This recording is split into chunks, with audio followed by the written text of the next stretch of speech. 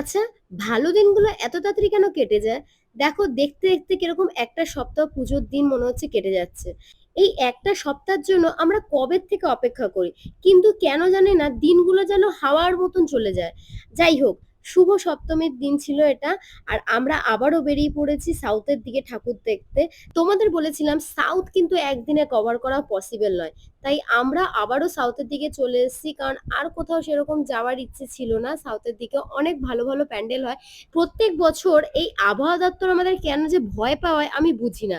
প্রত্যেকবার বলে পুজোতে এত বৃষ্টি হবে, এত বৃষ্টি হবে যে আমরা নাকি ঠাকুর দেখতেই পারবো না। কিন্তু যাই হোক, মায়ের ইচ্ছে সব ঠিকঠাক হলো।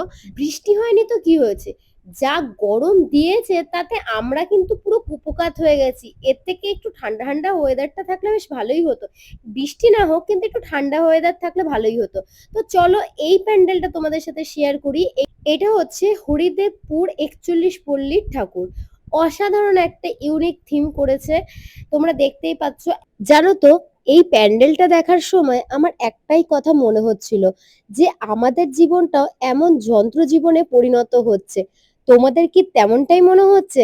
আমাকে কিন্তু অবশ্যই জানিও। প্রত্যেক বছরের তুলনায় আমরা একটু এবারে ঠাকুরটা একটু কমই দেখেছি, কারণ প্রচন্ড ভিড়। যেসব প্যান্ডেল গুলো আমরা আগের বছরও পুরো কভার করতাম, সেগুলোতে আমরা যাওয়ার চান্সই নিইনি, কারণ এত ভিড় হচ্ছে, এত নিউজ পাওয়া যাচ্ছে, তো যাওয়ার জন্য চান্স নিইনি। তো দেখতেই পাচ্ছ আমি আর একটা জায়গায় চলে এসেছি। এইটা হচ্ছে বরিশা ক্লাব। ঢোকার মুখেই দুটো জোকার ছিল। আমি তো জাস্ট চমকে গেছি, খুবই সুন্দর লেগেছিল, ওরাও খুব ভালো অ্যাক্টিং করছিল। তো যাই হোক, সব শেষে আমরা চলে এসেছি আমাদের পাড়া দাদাভাই সংঘ ক্লাবে। তোমরা হয়তো অনেকেই এখানকার ঠাকুর দেখে গেছো। এই গত ৩ বছর ধরে এত সুন্দর এখানে থিম করছে।